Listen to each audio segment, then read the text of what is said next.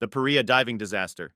On February 25, 2022, 5 experienced divers from LMCS prepared for a maintenance operation at Berth 6, Pointe-à-Pierre, Trinidad and Tobago. The pipeline they were working on was a dormant, U-shaped 30-inch underwater pipe owned by Paria Fuel Company. The pipe connected Berth 6, where oil was unloaded, to Berth 5, the refinery. The divers, Faisal Kurban, Kazim Ali Jr., Rishi Nagasar, Yusuf Henry, and Christopher Boudram, had done similar tasks before. LMCS set up a diving bell, an 8-foot cube habitat that created a dry workspace by displacing water from the pipe. The diving bell was pressurized, providing a safe environment for the divers to work without gear inside the pipeline. Weeks earlier, an inflatable plug had been installed in the pipeline to prevent contamination and control pressure. The diver's task was to loosen the valve and remove the plug, a standard but high-risk procedure. Unbeknownst to the team, the pressure differences between the diving bell and the pipeline created dangerous conditions. As Kazim Ali Jr. handed a wrench to his crewmates inside the diving bell, they began loosening the plug. The moment the plug was released, disaster struck. A powerful vortex formed as the pressure difference sucked air,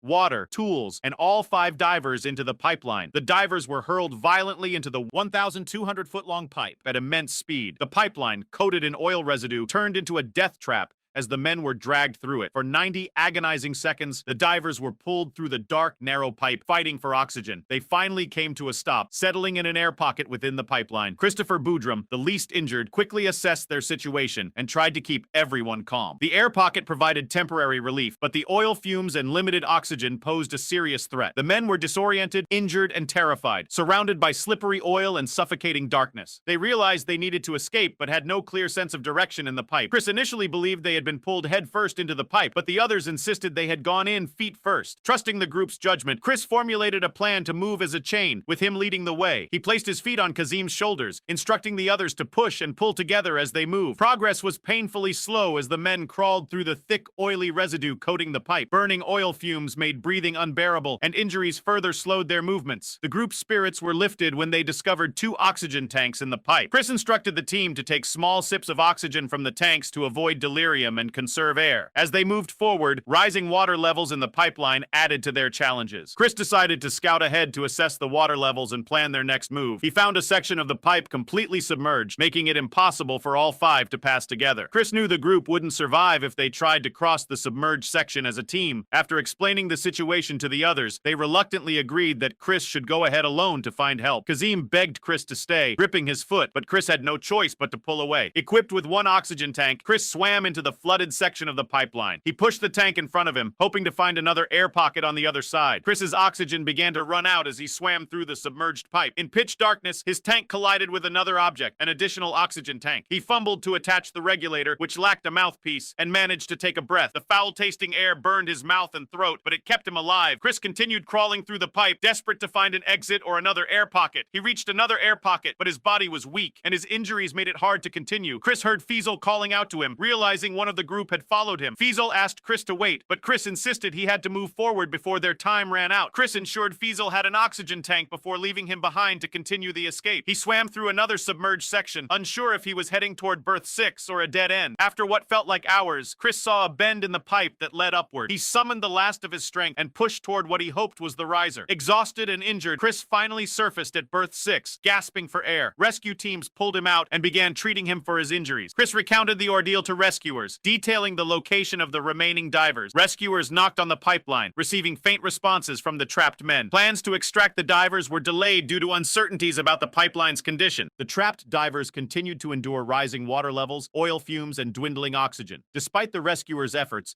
no immediate plan was executed to retrieve the men. Days passed, and the divers' faint knocks ceased, indicating the tragic end of their struggle. Bushman's Hole Tragedy. Bushman's Hole, also known as Boesman's Gat, is an underwater sinkhole located in the northern Cape of South Africa. It is over 283 meters, 928 feet, deep and lies on the privately owned Mount Carmel Game Farm. The cave is renowned among divers for its extreme challenges and treacherous conditions. The sinkhole is surrounded by breathtaking scenery and is a popular swimming spot for tourists. However, for technical divers, Bushman's Hole is one of the most dangerous underwater caves in the world. The high altitude of the site, nearly 5,000 feet above sea level, makes it a equivalent to diving twice the depth underwater. Divers must meticulously plan decompression schedules to avoid fatal consequences. In 1994, 20-year-old Dion Dreyer, an experienced recreational diver, joined a team led by famous diver Nuno Gomes. During the dive, Dion became separated from the group at a depth of 50 meters while ascending. He tragically lost his life due to either oxygen toxicity or hypercapnia caused by the strain of deep diving. Dion's body sank deeper into Bushman's hole, becoming lodged in the silt at the bottom. His death devastated his family and the diving community, and efforts to recover his body were abandoned. A decade later, in 2004, renowned technical diver Dave Shaw broke the record for the deepest dive at Bushman's Hole. During this record-setting dive, Shaw made a grim discovery. At the bottom of the cave, he encountered the remains of Dion Dreyer, still wearing his wetsuit and dive gear. Shaw considered recovering Dion's body, but realized it was too dangerous at the time. He later contacted Dion's parents and promised to return to recover their son's remains. Dave Shaw, an airline pilot and experienced technical diver, was known for his daring and innovative approach to diving. In January 2005, Shaw assembled a team of 25 people to plan the recovery mission. The team included support divers, emergency stations, and extensive equipment for the complex dive. Shaw meticulously planned every detail of the operation, knowing the risks involved. He gave clear instructions. If anything went wrong, on January 8, 2005, Shaw began his descent into Bushman's Hole, carrying a body bag and video camera. The initial stages of the dive went smoothly as Shaw descended to the bottom of the cave. At a depth of 270 meters, he reached Dion's body, which was still lodged in the silt. Shaw began the process of securing Dion's body into the bag, but the operation quickly became complicated. As he worked, Dion's remains became dislodged from the silt and began to float. The body's movement caused Shaw's guidelines to tangle, leaving him trapped. Struggling to free himself, Shaw's breathing rate increased, consuming his oxygen supply rapidly. He passed out due to the extreme pressure and lack of breathable air. Don Shirley, Shaw's dive partner, monitored the situation from a shallower depth. Shirley noticed that Shaw's camera light had stopped moving, a sign of trouble. Despite his own extensive experience, Shirley decided not to descend further due to his physical condition. He began to vomit and feel faint, realizing that continuing would put his own life at risk. Shirley made the difficult decision to abort his dive and return to the surface. The rest of the team at the surface anxiously waited for news of Shaw's fate. Shirley made a slow, controlled ascent, taking 10 hours to decompress safely. Upon reaching the surface, he informed the team that Shaw had not survived. The team faced the heartbreaking reality that both Shaw and Dreyer's bodies were now lost in the cave. The video camera Shaw carried had recorded his final moments, but the footage was too distressing for most to watch. In the following days, efforts to recover both bodies were carefully organized. The recovery operation succeeded in bringing both Shaw and Dreyer's remains to the surface. Shaw's wife and children were devastated by the loss, but proud of his bravery and commitment. The diving community mourned the loss of a legend and the tragic circumstances of his death. Bushman's Hole remains one of the most dangerous and haunting dive sites in the world. The Plura Tragedy.